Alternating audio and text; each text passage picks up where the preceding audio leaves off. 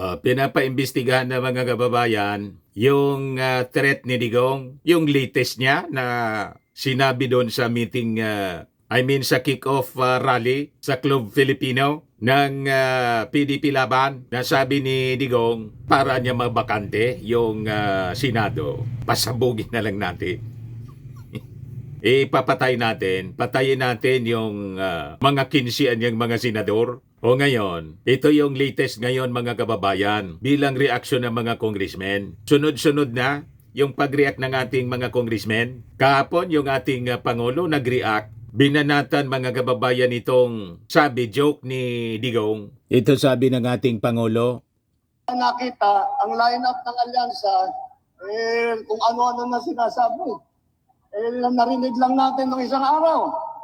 Wala daw pag-asa. Siguro, kanina wala silang pag-asa. Kaya papatay na lang sila ng 15 na senador. Ay talaga, bagay. Mahirap naman yung ibang tao.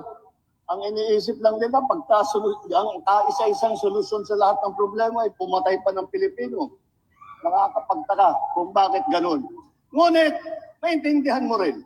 Dahil kung ako nga ay nasa kabilang partido, at itong mga ito, ang kaharap natin, ay bako, kaya pa mahihirap, sasabihin ko mahirap na kampanya ito.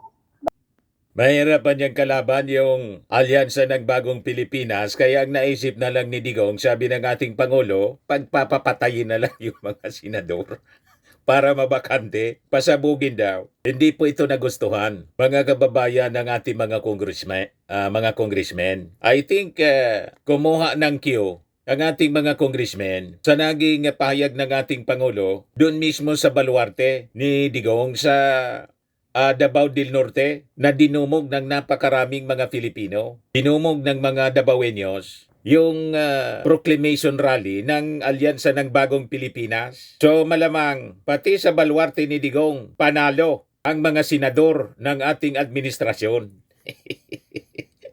Pero yung mga binitawang salita mga kababayan ni Digong, ito na ngayon, gusto nang paimbestigahan ng ating mga congressmen sa NBI. Yan ba?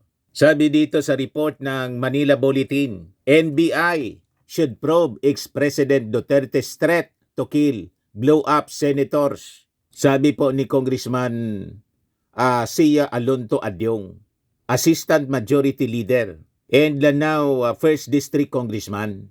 Talaga niya siguro, Mr. Maravillas, narinig yung mga komentaris mo nito mga congressmen. Malamang po kasi tayo yung una na nag-react dito sa naging remarks ni Digong na ginagawa niya mga kababayan na joke ang mga pagbabanta. Nasabi natin, ito ay isang labag sa batas. May decree, presidential decree po, na sinulat noon ng tatay ng ating Pangulong Bongbong, si Apo Lakay, yung mga bomb threats po, mga prank, mga bump joke po, bawal yan po kasi nagkikreate siya ng chaos, confusion at kaguluhan po. Ninormalize, sabi ko nga mga kababayan ni Digong, ang paggawa ng byulensya. Kaya tama ito na naging reaksyon po ng ating mga congressmen. Kaya sabi ni Adyong, the National Bureau of Investigation should look into former President Rodrigo Duterte's remark, wherein the latter said that he would kill senators in order to ensure the victory of Partido Demokratiko Pilipino Lakas ng Bayan, PDP Laban, senatorial slate. Sabi po ni Adyong, ito ang NBI must give to the ex-president the same level of scrutiny it showed to the latter's daughter, Vice President Sara Duterte, when she publicly announced an alleged assassination plot against President Marcos. Kaya sabi natin, like father, like daughter. Kaya si Sara Duterte, ganun kung mag-behave, ganun kung magsalita. Ang dali sa kanya ang manakot, magbanta sa ating Pangulo kasi natingala sa kanyang tatay. Ganon ang kanyang kinalakiang environment. Normalization of violence, which should be a no-no sa ating democratic space. In a democratic space, in a civil society mga kababayan, this should not be tolerated. Kaya sabi ko nga, yung panawagan natin sa mismong mga senador, kaya lang ang nag-react pa lang mga kababayan, iisa pa lang na senador, si Risa Ontiveros. Kaya lang yung reaction ni Risa Ontiveros, sablay, ang dapat na niyang patayin, yung presyo ng mga bilihin, sabay promote kay Kiko Pangilinan.